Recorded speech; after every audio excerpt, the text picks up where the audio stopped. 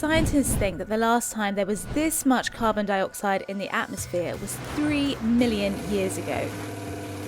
We need to drastically cut our carbon emissions to reduce the harmful impacts of climate change. Businesses and governments will need to make the biggest changes, but here are 5 things you can do to live a net zero lifestyle. Wait, what does net zero mean?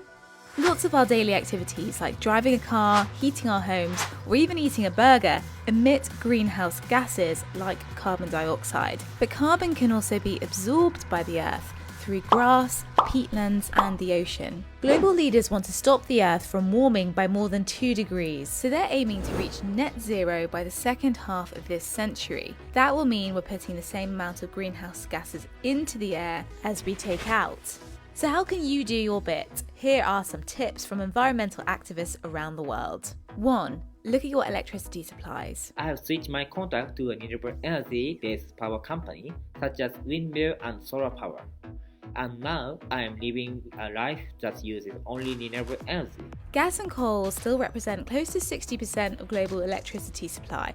However, the share of renewables is almost 27% and growing. 2. Think about what you eat. One thing that I'm going to do right now is to transition to plant-based diet. I was eating meat and dairy products almost every single day.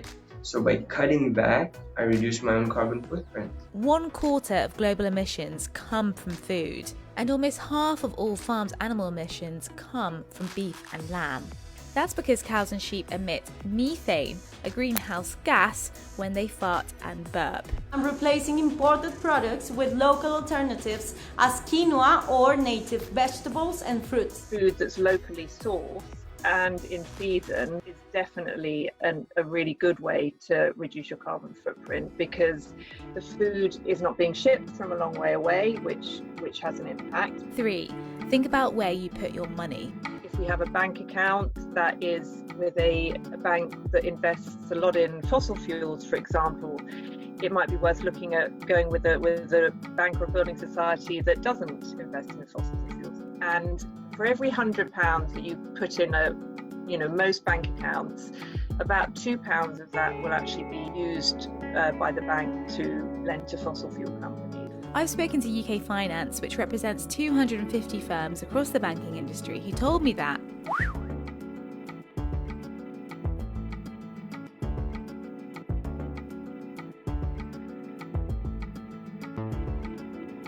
4. Walk or bike. From my house to my school is a 13-kilometer car ride.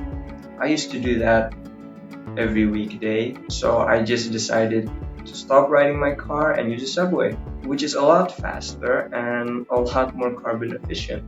Walking and cycling are super low impact. If you can reduce or cut out flights, that is probably the biggest win in terms of your transport. And 5. Think about the small things you can do, like I repair my torn clothes instead of throwing them. I only purchase what I need, and I also make donations of clothes which are not in use to the people who need them most. It's worth remembering that not all of our carbon footprints are the same. It depends on which country we live in. But wherever you are, we all have a part to play in helping the fight against climate change.